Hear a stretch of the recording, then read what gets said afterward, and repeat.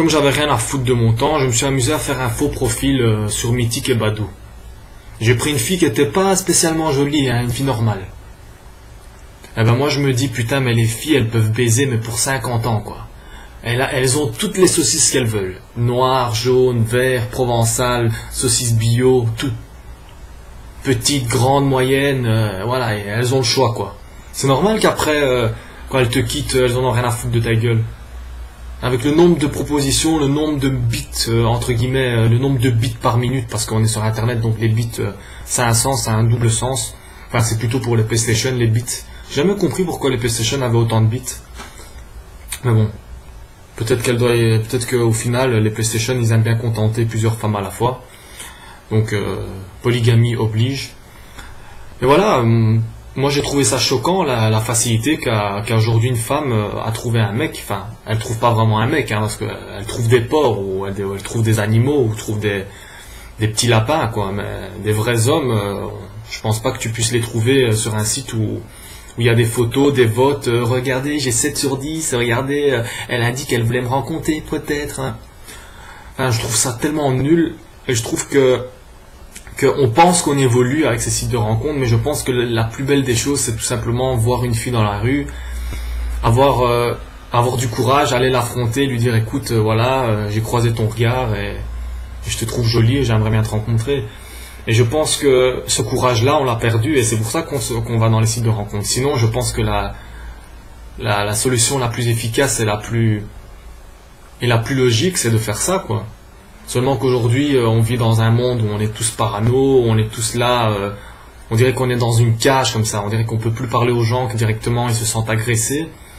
Et normalement, on devrait pouvoir se parler, on devrait pouvoir échanger, on devrait pouvoir avoir des rues où les gens se parlent.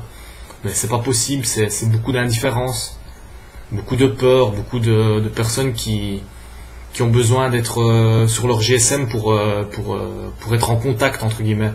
C'est là que je me dis que finalement Einstein avait raison, parce que quand on regarde aujourd'hui une salle d'attente, ben les gens ils sont plus occupés à être sur Facebook, à parler avec des gens qui n'existent pas, que finalement essayer de parler entre nous, quoi, parce qu'on reste quand même des êtres humains, on n'est pas des machines.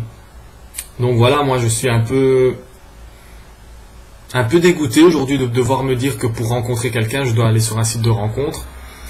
Voilà, je vais pas vous mentir, moi j'ai pas vraiment le courage aujourd'hui d'aller affronter une personne, aller lui dire voilà ce que je ressens pour elle, parce que je suis peut-être timide ou peut-être que je me suis trop habitué à passer par les sites de rencontre.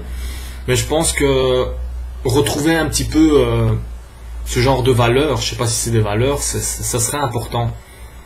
Parce qu'on vit de plus en plus dans un monde où on est seul. Alors j'imagine même pas, peut-être que dans le futur on aura même plus de caissières, par exemple dans les supermarchés, on aura juste une machine et on paye. Ou peut-être qu'un jour on aura plus de taxi, on aura un taxi avec personne au volant, il sera là, il sera arrivé avec un petit peu de manière automatique.